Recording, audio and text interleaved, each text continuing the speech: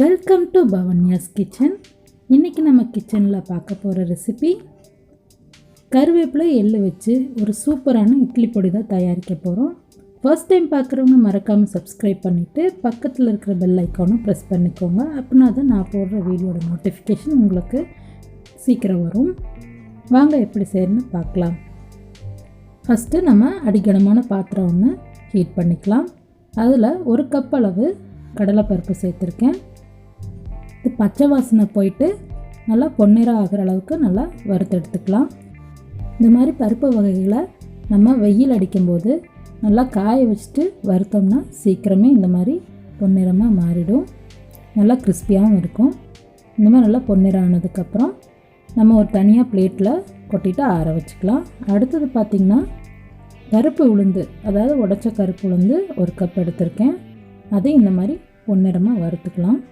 இட்லி பொடிக்கு எப்போவுமே பார்த்திங்கன்னா பருப்பு பச்சை வாசனை போயிட்டு நல்லா பொன்னிறமாக ஸ்லோ ஃப்ளேமில் வச்சு வறுத்து எடுத்தோம்னா பொடி எப்போவுமே கெட்டு போகாது. ரொம்ப டேஸ்ட்டாகவும் இருக்கும். எந்த ஒரு கசப்பு தன்மையும் இருக்காது. பாருங்கள், இந்த பருப்பையும் அப்படியே தட்டில் கொட்டிட்டு ஆற வச்சுக்கலாம்.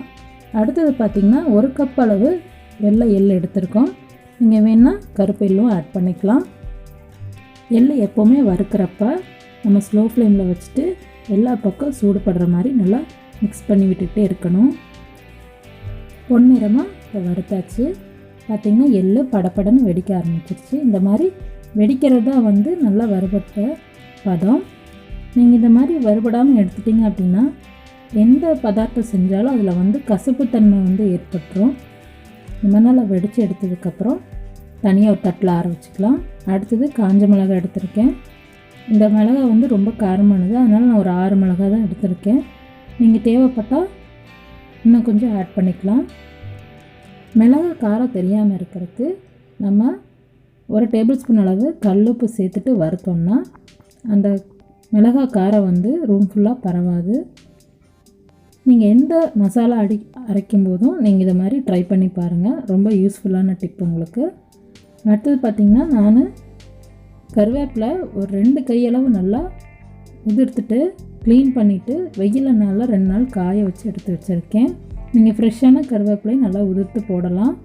ஆனால் நல்லா வாஷ் பண்ணிவிட்டு தண்ணி எல்லாம் வடிஞ்சதுக்கப்புறம் போடுங்க. ஏற்கனவே வெயிலில் காய்ஞ்சங்காட்டி கருவேப்பிலை ரொம்ப நேரம் வறுக்க தேவையில்லை. லைட்டாக கலர் மாறினாலே போதுமானது. நல்லா வறுத்து எடுத்துட்டேன்.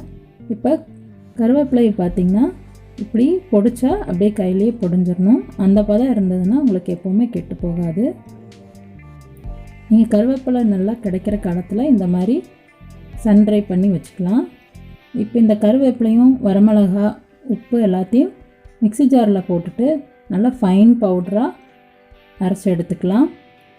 இப்போ கருவேப்பிலை பொடி பார்த்திங்கன்னா நல்லா நரன்னு அரைச்சி எடுத்துட்டோம். இப்போ இது கூடவே எள்ளும் உளுத்தம்பருப்பும் ஆட் பண்ணிவிட்டு நல்லா நைஸாக அரைச்சிக்கலாம். எள்ளு சேர்த்துருக்குங்காட்டி நம்ம சூடாக சேர்த்தோம்னா எண்ணெய் விட ஆரம்பிச்சிடும் ரொம்ப அரைச்சோம்னா. அதனால் மைல்டாக விட்டு அரைச்சிக்கோங்க. இந்த கடலைப்பருப்பை நம்ம தருன்னு அரைக்கணும். அதனால் இது அப்புறமேல அரைச்சிக்கலாம். பாருங்கள், பொடி அரைச்சி எடுத்தாச்சு. இதில் அங்கங்கே கொஞ்சம் உளுத்தம்பருப்பு அரைக்கலை, அதனால் நம்ம அதை சளிச்சு எடுத்துட்டு அந்த கோர்ஸான பவுடரையும் நம்ம அந்த கடலைப்பருப்பையும் சேர்த்துட்டு டிப்பரில் போட்டுட்டு 2-3 நிமிஷம் விட்டு அடிச்சுக்கலாம். ரொம்ப கோர்ஸாக இருந்ததுன்னா நீங்கள் இன்னொரு தடவை கூட அடித்து எடுத்துக்கலாம். பாருங்கள், நல்லா இட்லி பொடியான பதத்துக்கு ரெடி ஆயிடுச்சு. இப்போ ஆரோக்கியமான எள்ளு கருவேப்பிலை இட்லி பொடி ரெடி ஆயிடுச்சு. நீங்களும் உங்கள் வீட்டில் ட்ரை பண்ணி பாருங்கள். உங்களுக்கு இந்த ரெசிபி பிடிச்சிருக்குன்னு நினைக்கிறேன். பிடிச்சிருந்துன்னா மறக்காமல் சப்ஸ்கிரைப் பண்ணிவிட்டு லைக் பண்ணுங்கள், ஷேர் பண்ணுங்கள். தேங்க்ஸ் ஃபார் வாட்சிங்.